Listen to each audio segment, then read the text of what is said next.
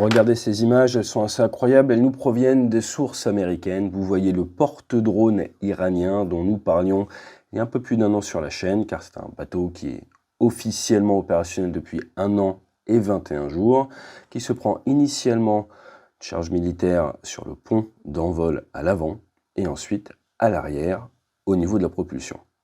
Nous avons également pris connaissance de ces images partagées dans tous les médias par les Américains, où l'on voit pour la première fois depuis plus de 80 ans un sous-marin américain ouvrir le feu avec une torpille, une MK-48. Alors en ce vendredi 6 mars, les Américains annoncent avoir déjà détruit ou envoyé par le fond une trentaine de navires iraniens. Ce que je vous propose dans cette vidéo, c'est de revenir un petit peu plus en détail sur ce porte-drone qui est, au moment où je tourne, en feu, et également sur la frégate de fabrication autochtone qui servait un petit peu de démonstrateur technologique pour les Iraniens, qui a été coulé de manière assez exceptionnelle, mais avec l'annonce du secrétaire de la guerre américaine qui fait quand même une grosse erreur. Il dit que c'est la première fois qu'un navire est coulé depuis la Seconde Guerre mondiale par une torpille. C'est faux, et d'ailleurs, en 71, les Pakistanais ont utilisé un sous-marin de fabrication française par DCNS pour couler un navire indien. Allez, on voit tout ça juste après le jingle.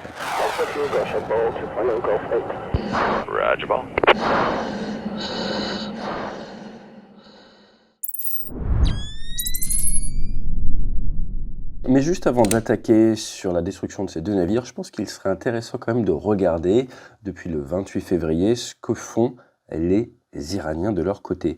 Et le 1er mars 2026, c'est documenté, on a le Skylight qui bat pavillon du Palaos, qui a été frappé à environ 5 milles au nord du port de Qassab, qui est du côté d'Oman. Il y a eu des blessés, et à bord, vous aviez des Indiens, des Iraniens, et les 20 membres d'équipage ont été évacués. Donc on a vu des images avec la partie arrière qui était en flammes. Même jour, au large des EAU, un navire a été touché par un projectile qui n'a pas été identifié. Il y a eu un début d'incendie qui a été maîtrisé, le navire a pu continuer, il allait vers les Émirats Arabes Unis. Le 2 mars, et là, on en avait parlé sur la chaîne, et notamment il y a 1 an, quand on a parlé du porte-drone, le MKD Viom, pavillon des îles Marshall, a été attaqué par un drone bateau, et cela à 52 milles au large d'Oman. Là, c'est pas la même, explosion dans la salle des machines, incendie, un Indien tué, 21 personnes qui étaient à bord, 16 Indiens, 4 Bangladais, et c'est à noter un Ukrainien, et là, ils ont été évacués par le MV Stund, donc les drones maritimes, ont été utilisés par les Iraniens, pour l'instant qu'une seule fois, c'était le 2 mars, et ça a entraîné donc des dégâts catastrophiques sur le navire. Vous avez l'Athènes Nova, qui est un pétrolier bitumeux, lui dans le détroit d'Ormuz, il a été touché par les gardiens de la Révolution, et donc on est au 4e navire touché, et ça c'était le 2 mars, et dans le port de Bahreïn, un navire non identifié aurait reçu 2 projectiles également, mais l'incendie a été éteint, ils étaient à quai. Donc le 3 mars, c'est le port d'Oman à Mascate qui est attaqué, mais là c'est pas un bateau en mer. Le 4 mars, c'est un pétrolier ancré au Koweït. Encore une fois, on n'a pas son nom, mais il aurait perdu des hydrocarbures. Et le 5 mars, un pétrolier américain dans le Golfe, mais là c'est pas prouvé, c'est les gardiens de la Révolution qui disent qu'ils l'ont touché. Pour l'instant, nous n'avons pas d'image. Donc il y a quelques attaques contre des navires. C'est pas gigantesque, mais il y en a tous les jours, des tentatives de ciblage, et surtout vous avez le 2 mars, l'utilisation de ce drone maritime, forcément à surveiller. Alors comme on pouvait s'y attendre, forcément ces attaques n'ont pas eu lieu avec la marine traditionnelle, et c'est là où c'est intéressant, parce que le Shahid Bagheri, leur porte-drone, comme on l'avait analysé il y a un peu plus d'1 an, ça montre bien cette volonté de faire la guerre de manière asymétrique. Asymétrique, pourquoi? Parce que ce porte-conteneur fabriqué par les Sud-Coréens dans les années 2000, modifié en 2022 à 2024, il pouvait en théorie emporter des drones aériens, mais également des drones maritimes. Et même si on avait des doutes sur sa capacité à tenir à la mer, à se projeter, parce que pour plein de raisons, vous voyez mal prendre la haute mer quand même et tenir dans la durée, même s'il y a un terrain de foot à bord, le fait de le détruire le vendredi 6 mars au matin, ça prouve bien, déjà, que ce n'était pas une menace en amont d'après les Américains, sinon ils l'auraient ciblé dès le début. Et dans un deuxième temps, que les Américains ont envie de montrer un petit peu que là, ça y est, ça fait un peu moins d'1 semaine, ils en sont à 30 navires coulés. Et comme l'avait annoncé le président Trump dans les premières heures après l'attaque, un de leurs objectifs majeurs, c'est de détruire la marine iranienne. Donc là, en termes de symbole, il faut s'attendre à voir ça un petit peu partout. Autre point qui est sorti il y a quelques jours, c'est cette utilisation d'une torpille pour faire ces images incroyables, mais n'oubliez pas qu'il y a beaucoup de marins qui sont morts, avec la DENA qui avait participé à la Fleet Review International en Inde, c'était le 20 février, il y avait plus de 50 nations, et qui était donc au large du Sri Lanka, pour être précis, à 74 km au large de Galles, et à 5h08, un sous-marin nucléaire d'attaque, on ne sait pas le type, vous avez les Virginia, ce sont les nouveaux, c'est à partir de 2004, 7900 tonnes, ou les Los Angeles, sont plus de 30 les Américains, 6900 tonnes, qui a ouvert le feu avec une MK-48 Advanced Capability. Alors, la MK-48, ça a 54 ans. C'est la torpille lourde des États-Unis. D'après certaines sources, ça coûte 4 millions de dollars pièce. Ça existe depuis 1972. La version Advanced Capacity, c'est 1988. C'est quasiment mon âge. Ça fait quand même 5,8 mètres de long pour 1 tonne 7 et 53 cm de large. Et vous avez une charge militaire de 293 kg. Et l'idée de manœuvre de ce type de torpille, c'est de venir juste sous le bateau, d'exploser. En explosant, ça crée du vide, une gerbe d'eau, ça soulève le navire se retrouve soulevé hors de l'eau, la coque se casse et ça finit en mode Titanic. Pour les Américains, c'était le premier torpillage au combat depuis le 14 août 1945, où ils ont 2 sous-marins qui ont ouvert le feu sur différents navires japonais. Ils ont le Spikefish qui, du côté de Shanghai 1984, avait coulé en tirant 6 torpilles, 2 avaient fait but à un sous-marin de transport. Vous avez l'USS Torsk qui s'est battu dans le détroit de Tsushima et qui a pas mal fait la guerre contre des escorteurs. Si vous voulez creuser l'histoire, c'est assez intéressant.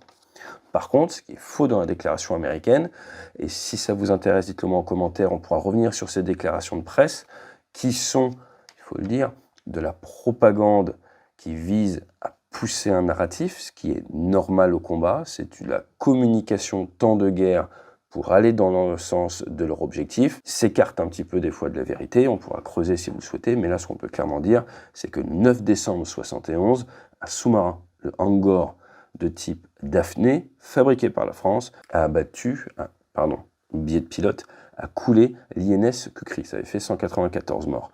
Et donc, si vous souhaitez aller visiter ce sous-marin, c'est maintenant un musée à Karachi. Et c'est français. L'autre victoire, très connue, c'est le Conqueror pendant la guerre des Malouines qui a détruit le Belgrano. Le Belgrano qui a coulé en à peu près 20 minutes après que le commandant du sous-marin britannique ait décidé d'ouvrir le feu avec des torpilles MK8 qui étaient vraiment d'ancienne génération parce qu'il leur faisait plus confiance qu'aux torpilles modernes. Et au final, il y a eu 323 morts sur un navire où il y avait plus de 1000 personnes. Ça a beaucoup marqué l'Argentine, cette histoire, surtout que c'était un petit peu à l'extérieur de la zone d'exclusion voulue par les Britanniques. Au final, ce que ça a fait, c'est que les Argentins sont restés au port avec leurs marines pour le reste de la guerre. Par contre, on a moins entendu parler en Europe. Vous avez eu des incidents avec les Coréens, c'était en 2010. Ils ont une frégate qui fait à peu près la même masse que celle qui a été coulée là par les Américains, de 1200 tonnes, qui a été coulée en pleine mer, et il semblerait, d'après l'enquête, que ce soit les Nord-Coréens qui l'aient torpillé. Ça avait fait quand même, je crois, plus d'une centaine de morts. Maintenant, la frégate iranienne n'était pas seule, elle est accompagnée par l'Iris Boucher, qui est un bateau de ravitaillement. Il y a 208 personnes, je crois, à bord, et ils ont décidé, le 5 mars, de quitter les eaux internationales et d'aller se réfugier au Sri Lanka où ils sont maintenant à quai. Si vous posez la question de la frégate là, qui est détruite, en termes de capacité, on est sur quelque chose de 1500 tonnes, donc c'est quand même de la petite frégate. Elle a des capacités anti-navires avec des missiles C-802, elle n'en a que 4. Elle a des torpilles également et vraiment la base de la base pour se défendre. Certains ont dit que ça pouvait être facteur à cause des routes venant de Diego Garcia. C'est pas avec ça que vous allez pouvoir intercepter un avion en haute altitude, il faut être franc. Maintenant, point à noter d'un point de vue administratif, c'est la 5e Fleet qui a la conduite des opérations dans le Golfe, et là c'est la zone de responsabilité de la 7e Fleet, donc ça a dû se coordonner un petit peu.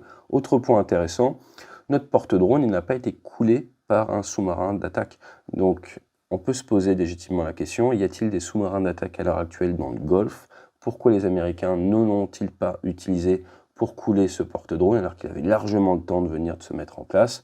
On ne sait pas, mais ce qui est sûr, c'est quand vous faites une frappe depuis la 3e dimension, du fait des charges militaires et du fait de cette logique qui est différente, vous ne soulevez pas le bateau pour le casser en deux, vous avez plus de chances de survie quand vous êtes l'équipage à bord. De manière générale, après une attaque comme ça, le gros danger, une attaque de la 3e dimension, ça va être l'incendie. La manière dont on réfléchit quand on essaye d'arrêter un navire, est-ce que l'on souhaite essayer d'incapaciter son déplacement, donc un mobility kill, un M-kill, toucher l'arrière du navire pour gêner l'appareil de propulsion. D'ailleurs, la torpille a visé plutôt l'arrière de la frégate iranienne. Est-ce que je souhaite essayer de le détruire entièrement? Là, je vais plutôt, si j'arrive de la 3e dimension, essayer de viser la zone où se trouvent les munitions pour faire des explosions secondaires, un énorme incendie.